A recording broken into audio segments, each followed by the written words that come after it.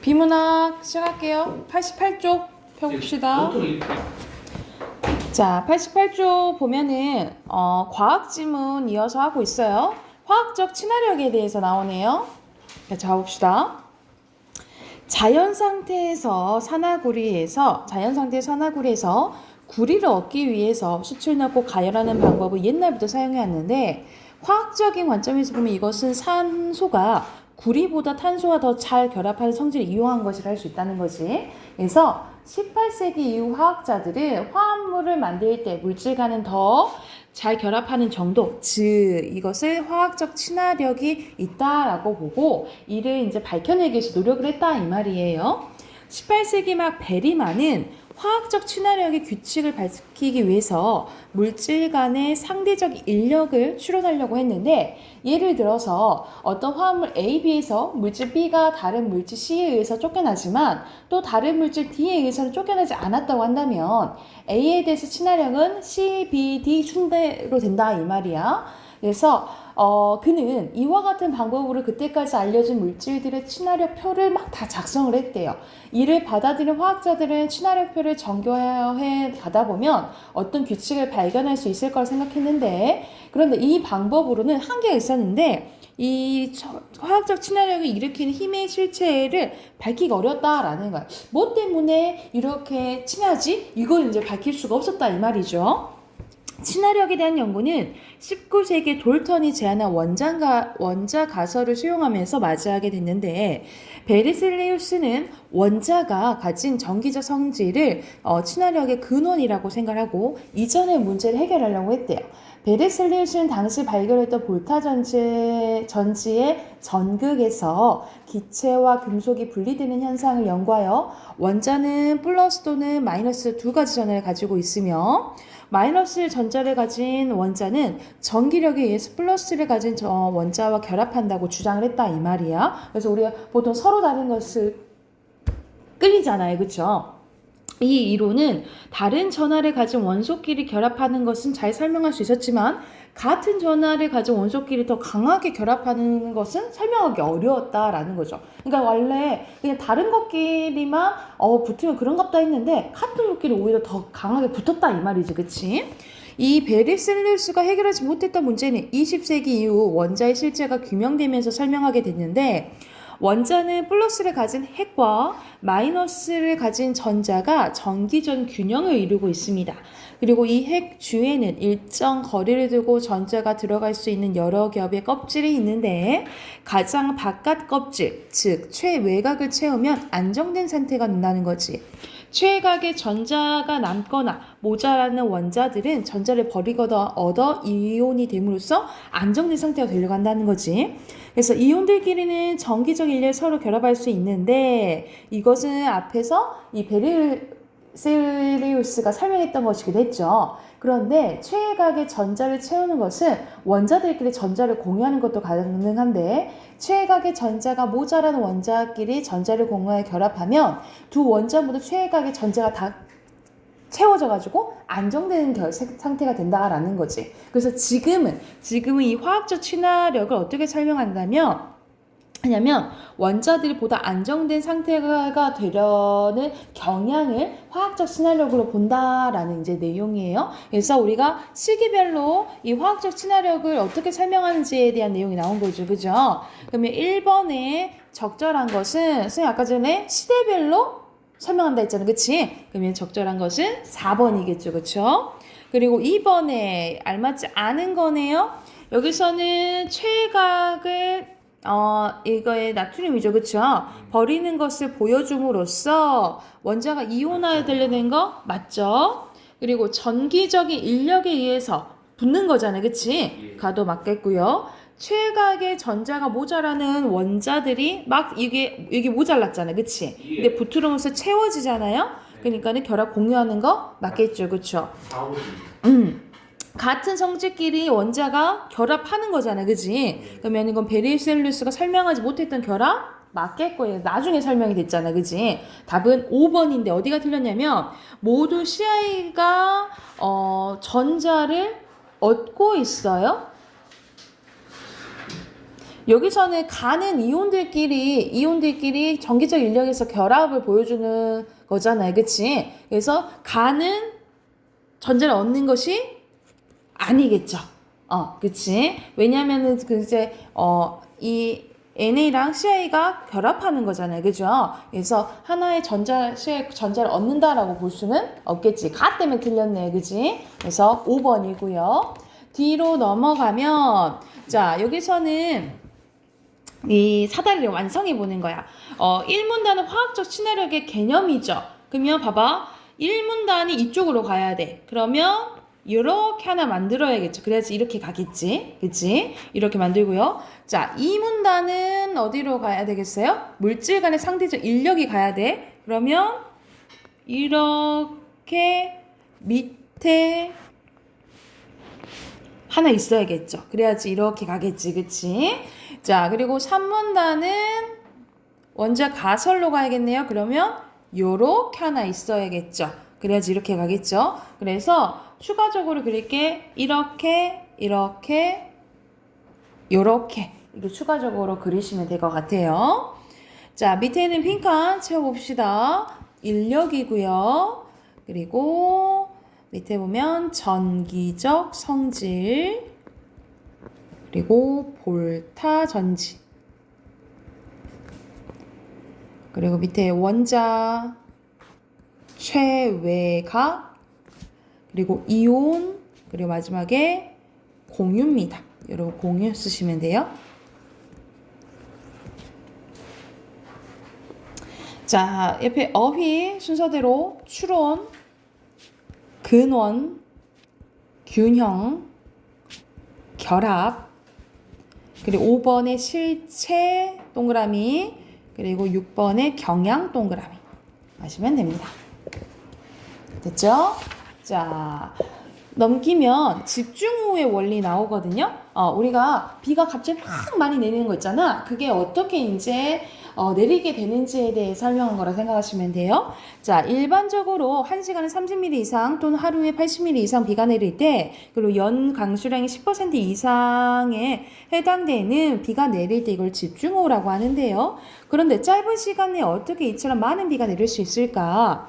찬 공기가 따뜻한 공기 쪽으로 이동하면 상대적으로 밀도가 낮은 따뜻한 공기는 찬 공기 위로 올라가게 됩니다. 그러니까 우리 물을 끓이면 수증기가 위로 올라가는 것처럼 그 원리 생각하시면 되겠죠. 따뜻한 게 위로 올라가는 거지. 이때 상승하는 공기가 충분한 수분을 포함하고 있다면 공기 중에 수증기가 냉각되어 작은 물방울이나 얼음, 알갱이로 연결되면서 구름이 만들게 되집니다. 그래서 여기서 이제 어떻게 이제 구름이 만들게 되어지는지에 대한 내용이 첫 번째 한 문장으로 나와져 있는 거고, 이 과정에서 열이 외부로 방출이 되는데 이때 방출된 열이 상승하는 공기에 공급되어서 공기가 더 높은 곳으로 상승할 수 있게 해준대요. 그런데 공기에 포함된 수증기의 양이 충분하지 않으면 상승하던 공기는 더 이상 열을 공급하지 못하게 되면서 주변의 대기보다 차가워지게 되고, 그렇게 되면 공기가 더 이상 상승하지 못하고 구름도 발달하기 어렵게 돼요. 만일 상승하는 공기가 일반적인 공기에 비해 매우 따뜻하고 습한 공기일 경우에는 상승 과정에서 수증기가 냉각, 응결하며 방출되는 열이 그 공기의 지속대로 공급되면서 일반적인 공기보다 더 높은 고도에서 또 새로운 구름을 만들어낼 수 있다라는 거예요. 그렇기 때문에 따뜻하고 습한 공기는 상승하는 과정에서 구름을 생성하고 그 구름들이 아래쪽부터 막 차곡차곡 쌓이게 되는 거야. 이것을 뭐라고 한다는 거예요? 정난운이라고 한다는, 구름이 막 쌓이게 되는 현상을. 이 정난운이 형성되는 높이에 따라 소나기가 될 수도 있고 집중호우가 될 수도 있다 이 말이에요. 자, 먼저 소나기에 대해서 나오는데요. 일반적으로 정난운은 지표로부터 2-3km 이내에 형성되는데, 정난운에서 비가 내리면 정난운 아래에 있는 공기는 온도가 내려가 밀도가 높아지게 되면서 밀도가 낮은 주위로 이렇게 퍼져나가게 된대. 이때 주위에 퍼진 차가운 공기가 원래의 정난운으로부터 떨어진 장소에 다시 따뜻하고 습한 공기와 만나는 경우가 있는데, 그렇게 되면 또 정난운이 만들어지겠지, 그지? 이렇게 만들어진 정난운은 기존의 정난운과 떨어져 있기 때문에, 그러면 구름이 떨어져 있는 거잖아, 그치? 그래서 각각의 정난운 바로 아래 지역만 비가 내리게 되는데 이게 뭐라는 거야? 소나기다라는 거예요. 그래서 이제 정난운이랑 기존 전난이 떨어져 있을 때 내리는 게 소나기고, 그런데 만약 기존의 정난운에서 가까운 곳에 새로운 정난운이 생기면 어떻게 될까? 이때는 두 개의 이상의 정난운이 겹쳐지면서 한 지역에 동시에 많은 양의 비가 쏟아지는 집중호우가 발생하게 된대요. 집중호우를 발생시키는 정난운을 형성하는 공기는 일반적인 정난운을 형성하는 공기보다 그 온도와 습도가 훨씬 높은데요. 그래서 일반적인 정난운보다 고도가 더 낮은 곳에도 구름이 형성될 수 있기 때문에 이 지표에서 수백 미터의 불과한 높이에서 정난운이 형성된다는 거죠. 그러니까 지표로부터 가까운 데 이제 만들어지게 되는 거야. 이렇게 형성된 정난운이 바닥과 지표 사이 공간이 좁죠. 그럼 당연히 공기도 적겠지, 그치? 그래서 비가 내리더라도 이 차가운 공기가 멀리 퍼져요, 못 퍼져요? 못 퍼져. 그래서 이런 상황에서 매우 따뜻하고 습한 공기가 유입되면 이 공기가 상승하면서 기존의 정난운 바로 가까이에 또 정난운을 만들게 된다는 거야. 그래서 이러한 과정이 반복되면서 기존의 정난운과 동일한 장소에 여러 개의 정난운이 만들어지게 되고 특정한 지역에 엄청난 양의 비가 이제 내리게 되는데 이게 집중호우가 만들어지는 메커니즘이다, 구조다라고 생각하시면 되겠죠. 이해됐죠? 그래서 우선 이제 구름이 형성되고 비가 내린 건 원리는 똑같은데 정난운이 만들어지면서 이 소나기와 집중호우의 이제 차이 나왔다라고 생각하시면 됩니다. 그러면 자, 내용 일치문제 가볼게요. 1번에 알맞지 않은 것은 자, 여기서는 몇 번이에요? 4번이네. 상승하는 공기온도 주변 대기보다 뭐 할수록? 더 높을수록 발달한다 했죠? 높을수록 4번이고요.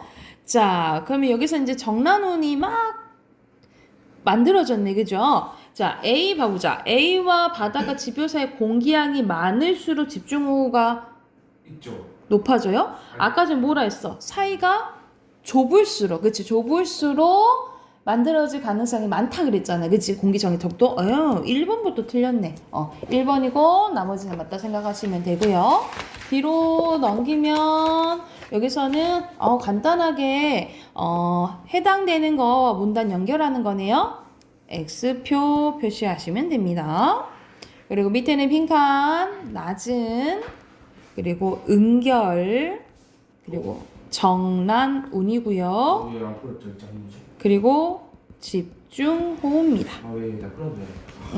얘 때문에. 뭐라는 거야? 이제 1부터 3부 됐어? 다 했어? 예.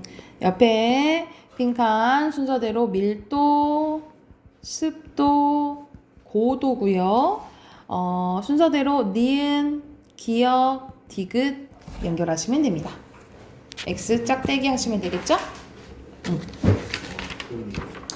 자, 이것도 숙제 7, 8, 7, 8 숙제로 해오시고요. 그 다음 비문학. 문학 오늘 이제 시 들어갑니다. 그래서 114쪽 펴시면 됩니다. 진도가 느리군요. 맞아요. 얼른 해야 돼요. 많이 느리죠? 네, 조금. 조금이요. 자, 오늘 시 바로 한번 해볼게요. 자, 우리가 앞에서 이제 소설 끝났고 이제 시 할 건데 시는 우리가 마음속에 떠오르는 생각이나 느낌을 운율이 있는 언어로 압축해서 나타낸 문학입니다. 그래서 자, 가장 중요한 게 운율이에요. 운율이 있는 언어로 압축. 사실 시가 짧잖아, 그치? 그래서 시 안에 이제 많은 게 담겨져 있기 때문에 압축했다라고 표현을 하는 거예요. 그래서 마음속에 떠오르는 생각이나 느낌을 운율이 있는 언어로 압축해서 표현하는 거를 시라고 하는데, 시는 같은 말로 운율이 있다라고 해서 운문이라고 보시면 됩니다. 여러분 소설은 줄거리 형태로 돼 있잖아. 그래서 산문이라고 하거든요. 근데 여기서는 운문이에요, 시는. 자, 시의 3요소입니다. 첫 번째, 자, 음악적인 요소로 시를 읽을 때 느껴지는 말의 가락, 리듬감을 운율이라고 해서 첫 번째 운율이라고 보시면 되고요. 그리고 회화적 요소로 시를 읽을 때 마음속에 떠오르는 감각적인 느낌을 심상이라고 합니다. 심상. 심상은 같은 말로 이미지라고 생각을 하면 돼. 그래서 우리 오감각 있죠. 우리가 보이는 거 시각, 후각, 미각, 청각, 촉각 있죠. 그쵸? 오감각 이미지에다가 플러스 공감각도 있다라고 하죠. 공감각적 심사 또는 공감각적 이미지라고 하는데 이 공감각은 하나의 감각이 다른 감각으로 옮겨져 가는 거예요. 그래서 가장 많은 예가 푸른 종소리지. 푸른 종소리. 예를 들어서 푸른은 시각이죠. 근데 종소리는 청각이지. 그치? 근데 종소리긴 종소리인데 어떤 종소리라는 거야? 푸른 종소리래. 그러면 청각적인 것을 어떻게 표현한 거예요? 시각적으로 표현한 거죠. 그죠? 그래서 이걸 뭐라고 하냐면 반대로 썼다. 청각의 시각화라고 해. 청각을 시각적으로 표현했다 이 말이야. 그래서 하나의 감각을 다른 감각으로 옮겨져서 표현하는 것을 공감각적 심상이라는데 그래서 공감각적 심상은 같은 말로 감각의 전이라고 해요. 전이는 옮겨져 간다라고 생각하시면 되겠죠. 그래서 공감각적 이미지를 같은 말로 뭐라 한다고? 감각의 전이라고 보시면 되겠죠. 자, 세 번째입니다. 의미적 요소로 시인이 시를 통해서 전하고자 하는 중심 생각을 주제라고 합니다. 3. 그래서 자, 시의 3요소입니다. 3요소는 뭐예요? 운율, 심상, 주제야. 뭐라고? 운율, 심상, 주제 기억을 하시면 되고요. 자, 밑에는 시에서 말하는 사람, 시적 화자에 대해서 나옵니다. 시적 화자는 시인의 또 다른 나은 거야. 그래서 시적 자, 그리고 보통 감정에 대해서 얘기하는 경우가 많거든요. 그래서 같은 말로 서정적 자라고도 한다라고 보시면 됩니다. 시적 화자랑 선생님이 시인은 일치한다고 했나? 안 일치? 안 해? 되죠. 일치해요? 안 되죠. 안 돼요? 정확한 건 뭐라 했어? 일치할 때도 있고 안 될 일치하지 안 돼. 않을 때도 있다라고 보시면 돼. 이건 좀 때에 따라 다르다라고 보시면 되고 그래서 남성 화자, 여성 화자, 어린아이 화자 등 작가의 의도에 따라 다양한 모습으로 설정될 수 있고요. 때로는 동물이나 사물이 그러니까 거의 의인화돼서 시적 화자로 설정되기도 합니다. 그래서 마지막으로 시적 화자는 시에서 나처럼 직접 드러나기도 하고 또는 드러나지 않기도 하는 게 특징이다 라고 생각하시면 돼요. 됐을까요? 그래서 시에서 말하는 사람은 시적 화자 이렇게 기억을 하시면 되고 오른쪽으로 가봅시다. 오른쪽에는 시의 어조에 대해서 나와 있는데 어조는 화자가 말하는 말투라고 생각하시면 돼요. 그래서 화자의 목소리를 얘기를 하는데 첫 번째 의지적 단정적 어조 나왔네. 의지적 단정적은 망설임없이 결의에 드러난 어조라고 하는데 특히 단정적은 뭐라고 생각하시면 되냐면 확신에 찬 어조라고 생각하면 돼요. 확신에 찬 어조로 보통 뭐뭐 한다라는 어미를 통해서 드러난다라고 생각하시면 됩니다. 단정적인 어조는 확신에 찬 어조를 얘기를 하고요. 옆에는 애상적 어조 나왔네. 이거는 슬플 애자예요. 그래서 애상적인 건 슬픔을 드러나는 어조로 얘기하고요. 예찬은 찬양하는 거 기억하면 돼요. 우와 너무 좋다 라고 칭찬하고 찬양하고 좋아하고 이런 걸 예찬적. 그래서 대상을 기리거나 찬양하는 어조로 예찬적이라고 보시면 되고요. 관조적, 사색적 나와 있네. 관조적은 무엇인가 관찰한 거, 지켜보는 거라고 생각하시면 되고 사색적 어조는 어디 뭐 사색에 빠졌다 이런 거 들어봤지, 그치? 무엇인가에 대해서 깊이 생각하는 것을 사색적 어조라고 해요. 그래서 대상을 차분하고 담담하게 관찰한 어조를 관조적 또는 또 뭐 사색적 기억해 두시면 되고요. 밑에 부분은 다 좀 부정적인 거예요. 냉소는 대상을 비웃는 걸 얘기를 하고요. 비판은 말 그대로 이건 잘못됐다라고 얘기를 하는 것들 있죠.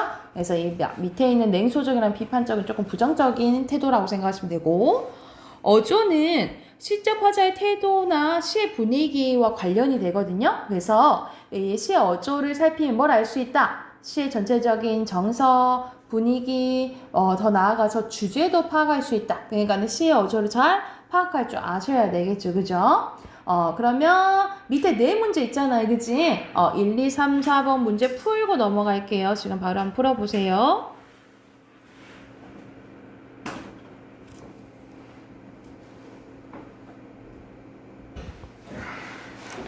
자, 1번에 답 확인해보면 순서대로 주제, 이걸로 썼네. 주제, 그리고 시적, 화작 쓰면 되겠죠? 이번에는 쌤 거랑 조금 달라서 여러분 시에 보면은 엄마가 방문 열고 들어온다 이렇게 표현했잖아요. 그치? 그러면 학생인 거 알 수 있겠죠. 그쵸? 3번이고요. 그리고 3번에 시의 어조에 대한 설명을 알맞지 않은 거. 바로 위에서 시의 정서나 분위기, 주제와 관련이 된다 했잖아요. 그치? 3번이죠. 관련이 적은 거 아니죠? 그리고 여기서는 조지훈의 고풍, 옛날 의상을 얘기하는 건데 아이고 곱고 예쁘다고 하지 그치?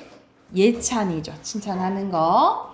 자, 뒤로 넘겨봅시다. 뒤로 넘겨보면 자, 시상 전개 방식이 나오는데 우리가 이제 고등학교 가게 되면 모의고사 때 하나씩 이제 항상 나오는 문제라고 생각하시면 돼요. 시가 어떻게 진행이 되는지 그거에 대해서 이제 묻거든요. 그래서 여기서는 시상 전개 방식이 시에서 주제를 구현하기 위해 시의 요소들을 결합하는 방식이라고 봤지만 사실 시가 어떻게 진행되냐를 묻는 게 시상 전개 방식이라 생각을 하시면 돼요. 첫 번째, 시간의 흐름에 따라 진행이 될 수도 있어요. 과거, 현재, 미래, 봄, 여름, 가을, 겨울 이런 식으로 봐봐요. 까마득한 날, 과거죠. 지금, 현재, 청구의 뒤, 미래 이런 식으로 시간의 흐름에 따라 진행이 될 수 있는데 우리가 소설에서는 시간의 흐름에 따라서 진행이 되는 것을 순행적이라고 배웠죠. 그죠? 근데 우리가 시에서는 어떤 이제 단어를 쓰냐면 추보식 구성이라고 해요. 그래서 만약 보기에서 추보식 구성 이런 말이 나오면 시간 흐름에 따라서 진행되는 거 묻는구나 이걸 이제 해체해내시면 되겠죠. 그죠? 자, 그리고 이렇게 오른쪽을 보면 공간의 이동을 통해서도 시장이 전개됩니다. 그래서 먼 곳, 한자로하면 원경, 가까운 곳, 근경. 그래서 원경에서 근경 갈 수도 있고, 근경에서 원경 갈 수도 있고요. 아래 위, 아니면 아예 장소가 이런 식으로 변화되면서 진행이 될 수도 있다라고 생각을 하시면 됩니다. 그래서 공간의 이동에 따라 시장이 전개될 수도 있고, 자, 밑에 보면요. 점층적 전개 나와 있는데, 점층이라는 것은 점점점 개념이 커진다라고 생각을 하면 돼. 예를 들어서, 우리나라, 아시아, 북한. 전 세계, 우주, 이런 식으로 개념이 점점점 커지는 걸 점층법이라고 하는데, 점층적 전개는 시어의 의미나 단어 형태, 그리고 화자의 정서나 의지, 시적 상황을 점점 고조시키면서 시상을 전개하는 방식이라 생각하시면 됩니다. 그래서 예시 한번 보면 봐봐. 눈은 살아있다. 근데 떨어진 눈은 살아있다. 마당 위에 떨어진 눈은 살아있다. 점점점점 내려간다. 강조되죠. 그쵸? 이런 것들이 점층법 또는 점층적 전개라고 생각을 하시면 됩니다. 오른쪽은 우리가 배웠던 수미상관에 대해서 나오네요. 수미는 머리 숫자에다 꼬리 미자야. 첫연과 끝연이 같으면 수미상관이라고 보시면 되겠죠. 그래서 시의 처음과 끝에 동일하거나 유사한 시구를 배치해서요. 의미를 강조하고 안정감을 주면서 시상을 전개하는 방식인데 자, 효가 바로 나와 있네요. 자, 효가 첫 번째 의미 강조입니다. 또는 주제 강조라고 보시면 돼요. 수미상관의 효과 첫 번째는 의미 강조, 주제 구조라고 보시면 되고 두 번째는 구조적 또는 형태적 안정감을 준다라고 보시면 돼요. 두 번째 효과는 구조적 또는 형태적 안정감을 준다라고 생각하시면 되고 자, 세 번째는 반복된 거잖아. 첫에는 끝에는 같으면 당연히 뭐 만들어주겠어요? 운율 만들어주겠죠. 운율 형성해주는 게 효과 세 번째라고 생각하시면 됩니다. 그래서 수미상관의 효과 세 가지를 알고 계셔야 돼요. 첫 번째 의미 강조, 두 번째 구조적 안정감, 그리고 세 번째 운율 형성이라고 보시면 됩니다. 자, 오른쪽 가볼게요. 오른쪽에 여기서는 조금 알아둘 게 많은데 자, 시의 표현 방법 첫 번째 비유입니다. 우리가 비유는 여러분 초등 때부터 배워서 알고 있을 거예요. 어떤 것을 다른 것에 빗대는 것을 비유라고 하는데 자, 내가 표현하고자 하는 대상을 뭐라 하냐면 원관념이라고 하고요. 그 빗대는 다른 대상을 보조관념이라고 합니다. 보조관념이라고 생각을 하시면 돼요. 그래서 예를 들어서 영환이는 사과다. 뭐 이렇게 예를 든다고 한다면 또는 사과 같다. 라고 하면 이거는 똑같은 말 아닌가 했지만 표현 방법이 달라요. 무엇은 영화는 먼저 사가 같다 이런 식으로 같다라는 뭐뭐처럼 같이 듯이 있냐 연결어를 사용해서 원관념과 보조관념을 직접 빗대는 것은 직유법이고요. 자, 영화는 사과다 이것처럼 A는 B다라고 표현하는 것은 은유법이에요. 그래서 직유법은 연결을 통해 직접 빗대는 거라고 생각한다면 은유법은 간접이라고 보시면 돼요. 은유법은 간접이에요.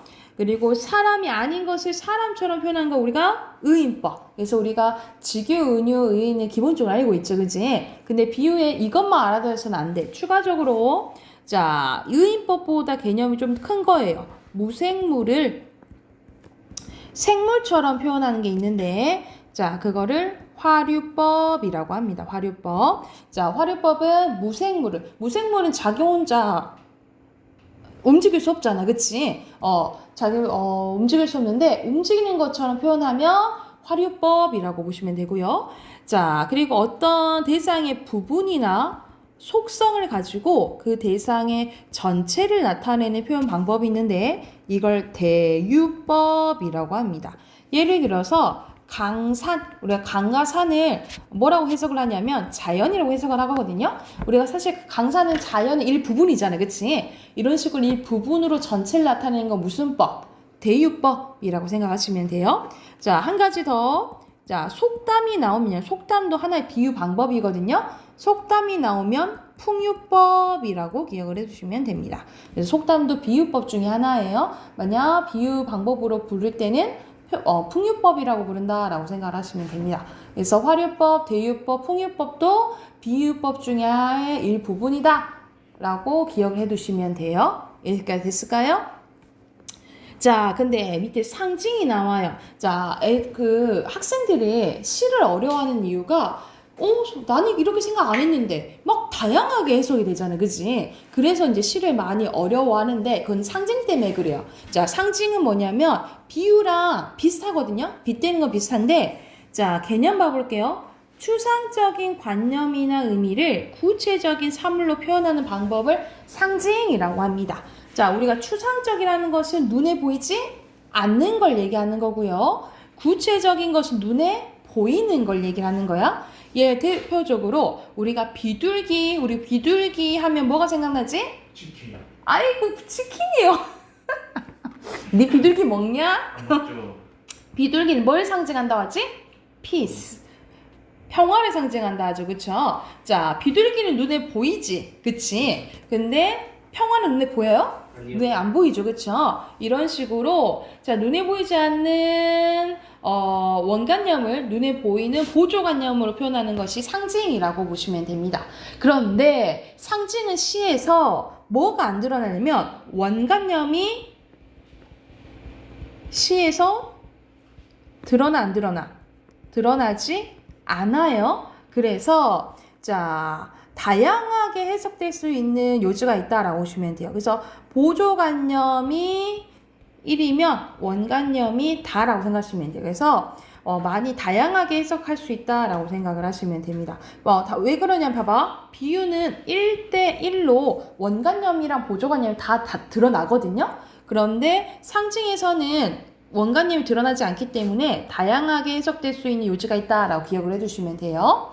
자, 상징에도 종류가 있는데 이건 좀 순서가 마음에 안 드는데 이것부터 해볼게요. 1. 개인적 상징입니다. 개인적 상징은 뭐냐면 시인 개인이 의미를 부여하여서 독창적으로 만들어낸 상징을 개인적 상징이라고 해요. 여러분도 시를 쓸 수 있잖아. 그치? 근데 여러분이 시를 써서 의미를 부여하면 그건 개인적 상징이 되는 거야. 그래서 같은 말로 문학적 상징이라고도 합니다. 문학적 상징. 자, 이게 많이 쓰여서 오랜 세월 사용돼가지고 이게 널리 쓰여서 관습적으로 보편화돼. 그러면 말 그대로 관습적 상징이라고 합니다. 아까 전 선생님이 비둘기 하면은 평화가 떠오른다 했잖아요. 그치? 또는 칼 하면 무력, 또는 뭐 소나무, 대나무 하면은 예전부터 선비들이 좋아했어. 왜? 소나무와 대나무는 변하지 않아. 그래서 보통 뭘 상징한다라고 보냐면 지조와 절개, 바뀌지 않는 마음을 상징한다라고 하거든요. 이런 식으로 뭐 개인적 상징이 많이 쓰이면 관습적 상징이 되고, 이거보다 더 큰 개념이 이제 원형적 상징이라고 보시면 돼요.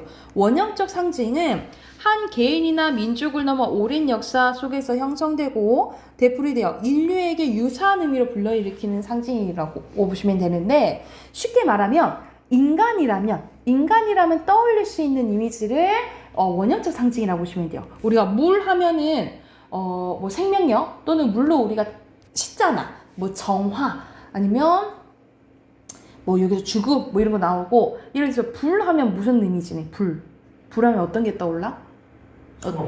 소방차 뭐 그럴 수도 있고, 위험에서 구해주는 거, 그치? 위험 신호 또는 죽음을 상징할 수도 있고, 또는 불 하면은 뭐 열정 뭐 이런 것도 될 수도 있겠죠, 그렇죠? 그런 걸 나타내는 건 이제 원형적 상징이라고 생각하시면 됩니다. 그래서 다시 한번 상징은 원관념이 드러나 있지 않다 했어요, 그렇죠? 그래서 종류가 개인적 상징, 관습적 상징, 원형적 상징이 있다라고 보시면 됩니다. 됐을까요? 여기도 밑에 네 문제 풀고, 그렇네. 세 문제 풀고 낼게요. 자, 5번 봐보자. 여기서 시상 전개 방식은, 자, 봐봐. 먼 산 청운사, 낡은 기와집, 뭐 자산, 그리고 청로루, 구름 하면서 시선의 이동에 따라서 시상이 전개된다라고 보시면 되고요. 자, 나는 한 마리 얼음치스, 은유법이죠. 근데 여기서는 하듯이 직유법이지, 여기도 직유법이네요. 답 1번이네요. 자, 그리고 7번에 알맞지 않은 것은, 선생님 상징은 1대 다라고 했죠, 그쵸? 그래서 5번입니다. 1대1 대응 아니고요. 이거 착할까? 됐나요? 예. 됐어요? 네. 시우 됐어요? 문제가 다른데요. 번호가 달려있어요. 그런데. 그렇네. あ 7번에 4번이죠. 여러분 거는 4번이에요. 여러분 거는 4번. 자, 여기까지 하고 문법 꺼내보세요. 이거 버려야겠네. 야, 틀리지 뭐.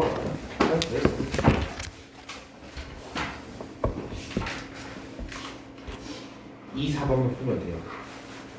답 확인해봅시다. 49쪽이죠? 49쪽부터. 자, 1번에 형 불변화 맞고요. 그리고 관형사는 조사라 결합 안 하고요. 그리고 꾸며준 거 맞고요. 자, 순서대로 부사, 관형사, 부사고요. 그리고 여기서는 세, 두, 그리고 몹시. 선생님 표현한 게 지금 찾은 게 수식어냐? 그래서 대상이나 성상관형사 사용됐고요. 그리고 수관형사 사용됐고요. 지시관형사 없죠? 그리고 문제 이어주는 여기 부사도 있네. 사용됐습니다. 자, 순서대로 성분부사, 문장부사, 성분부사, 성분부사. 자, 밑에 수식원, 그리고 관형사, 부사, 그리고 수, 관형사, 그리고 접속, 부사입니다. 자, 1번 봐볼게요. 1번에 다른 말 꾸며주는 거 수식어이죠? 너무 쉽네. 2번에 관형사 쓰인 거, 여기서는 헷갈릴 수 있는 게 이거거든? 이거는 저의 발을 줄인 거야, 그지? 그래서 이거 자체가 관형사는 아니에요. 답은 3번인데, 선은 수를 나타내는 거예요. 말 꾸며주니까 수 관형사입니다. 그래서 2번은 3번이고요. 자, 순서대로 꾸며주고 안 꾸며주고 꾸며주네, 그지? 관형사, 수사, 관형사죠. 5번이에요. 자, 여기서 특정한 대상을 가리키는 거는 지시관형사죠. 답 2번이고요. 자, 여기서는 체언을 꾸며주는 거니까 관형사 찾으라 이 말이야. 그래서 대상이나 상태를 꾸며주나요? 예, 그러니까 성상관형사 찾는 거예요. 성상관형사 1번입니다. 그리고 꾸며주는 범위가 다른 것은, 그러니까는 하는 성분 꾸며주냐, 문장 전체 꾸며주냐 고르는 거예요. 답은 5번입니다. 문장 전체예요. 자, 여기서 문장부사 혹시 쓰시면 되고요. 8번에 적절한 것은 안 먹을래. 여기서는 부사네요. 부정부사죠. 그죠? 그래서 답은 3번이고요. 그리고 여기서 9번은 매우 많이 꾸며주는 거지. 그지? 그래서 답은 1번입니다. 그리고 10번에 책 꾸며주니까 관형사. 그리고 너무는 바빠 꾸며주니까 부사죠. 그래서 적절한 것은 4번입니다. 여기서는 A는 조사 결합할 수 없다 그랬지. 그치? 관형사는. 자, 관형사와 부사 찾아볼게요. 부사, 관형사. 뭐야? 1번이네. 다른 것도 봐볼까요? 다른 법은 부사, 부사만 있네. 그치? 그리고 관형사, 그리고 부사 없고요. 그리고 여기서는 관형사 잠깐만 선생님 관형사 이거 관형사 그리고 관형사 이렇게만 있네요. 그리고 관형사와 부사를 구별하래. 자, 기억은 30은 단 꾸며주지, 그치? 그러니까 관형사예요. 가는 여기서 봐봐. 기본형이 가다잖아. 이거는 동사입니다. 이건 체크 안 해도 돼. 그리고 안은 오신에 꾸며주니까 부사, 리을, 부사, 아주, 부사. 그리고 비읍, 관형사입니다. 그래서 니은 빼고 넣으시면 돼요. 됐어요? 넘겨봅시다. 오늘 할 부분이 좀 중요해요. 이거 좀 중요한 부분이야. 왜냐면 관계형, 조사 때문에 그래요. 조사가 좀 어려워요. 조사가 어렵고 외울 게 조금 많아. 자, 이거 잘 봐야 되는데, 자, 관계형. 관계형은 문장에서 단어들의 문법적인 관계를 나타내는 말로 조사가 해당되는데 관계형은 조사밖에 없어요. 자, 특징은 형태가 변해 안 변해? 안 변하는 불변어지만 예외에 서술격 조사 2단은 변해요. 얘만 가변어고 나머지는 불변어다라고 보시면 되고요. 홀로 쓰일 수 없으며 반드시 다른 말에 붙어서 쓰입니다. 주로 체언과 결합하지만 용언, 부사, 다른 조사와도 결합 가능해요. 근데 결합하지 않는 게 있어. 결합하지 않는 게 두 가지가 있는데 관형사랑 감탄사랑은 결합하지 않는다라고 기억해 두시면 돼요. 관형사랑 감탄사랑은 결합한다 안 한다? 안 한다라고 보시면 되겠죠. 자, 조사 가볼게요. 조사는 주로 체언 뒤에 붙어서 그 말과의 다른 말의 문법적인 관계를 나타내거나 특별한 뜻을 더해주는 단어입니다. 그래서 보통 다른 말과 문법적인 관계를 나타내는 걸 격조사라고 하고요. 특별한 뜻을 더해주는 걸 보조사라고 합니다. 그래서 밑에 우리 조사의 종류에는 세 가지가 있어요. 격조사, 보조사, 접속조사. 다시 한번 뭐 있다고? 격조사, 보조사, 접속조사가 있는데 격조사가 좀 많지. 이게 뭐야? 하는데 격조사는 자격을 부여해 주는 거예요. 어떤 자격을 부여해 주냐면 우리가 문장 성분의 역할을 작용해 주는데 자, 문장 성분은 뭐냐면 우리가 문장에서 하는 역할에 따라서 나눈 거라 생각하면 되거든요. 그래서 우리가 문장에서 꼭 필요한 성분, 여기 뒤에서 할 건데 주성분이라고 하고요. 주성분에 뭐 있냐면 주어, 목적어, 보어, 그렇지. 그리고 서술어가 있고요. 자, 이 주성분을 꾸며주는 부속성분이 있는데 이 부속성분에는 보통 체형 꾸며주는 관형어, 그 외의 것을 꾸며주는 부사어가 있어요. 그리고 혼자 쓰이는 독립성분이 있는데 독립성분에는 독립어. 그래서 문장 성분이 총 7개거든요.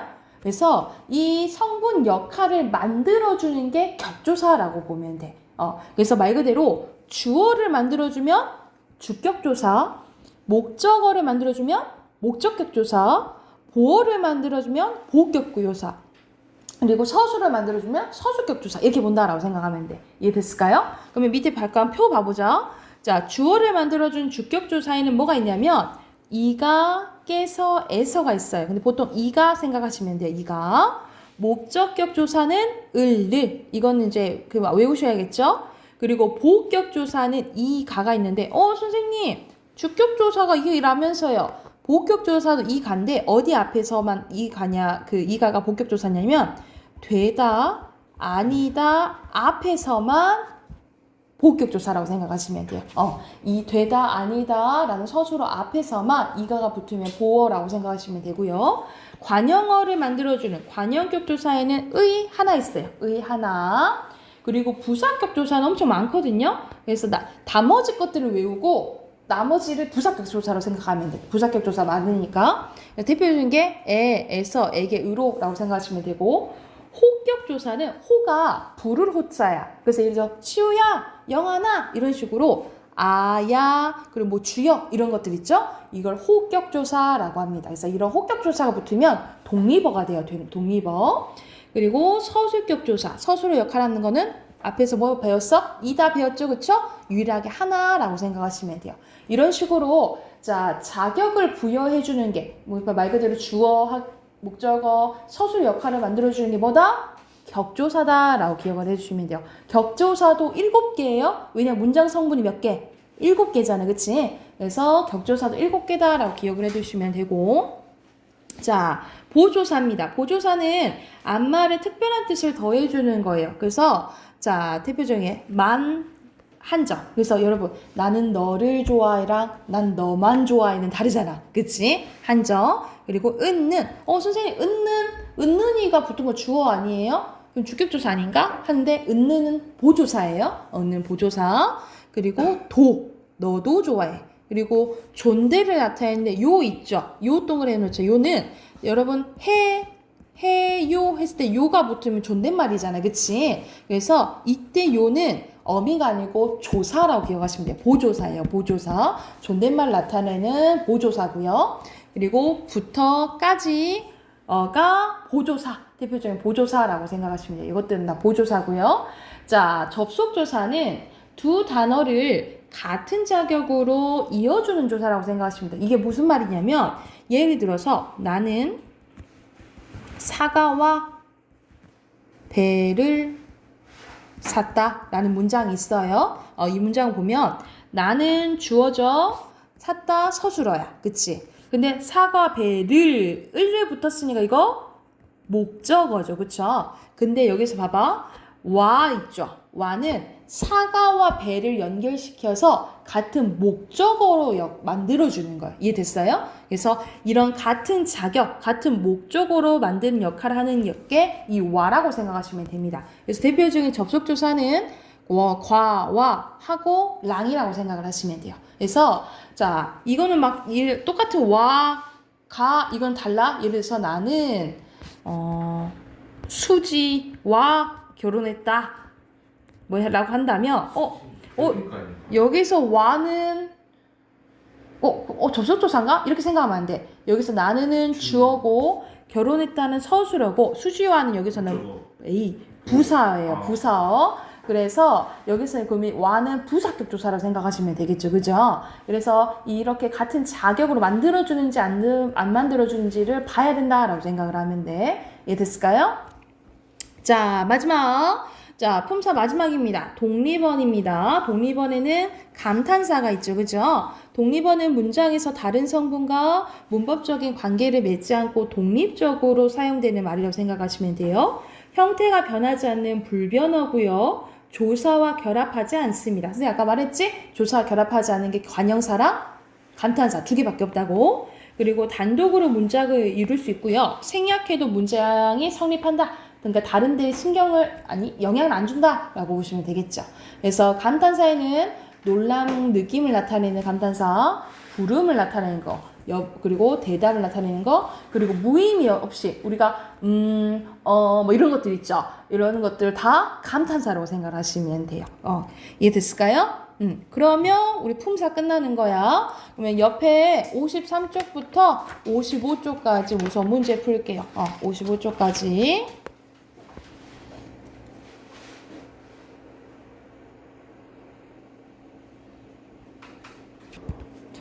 쌤이 숙제 조금만 내줄게. 55쪽까지만 풀어오세요. 아셨죠? 55쪽. 이거랑 틀린 단어 써오시고 비문학 해오시고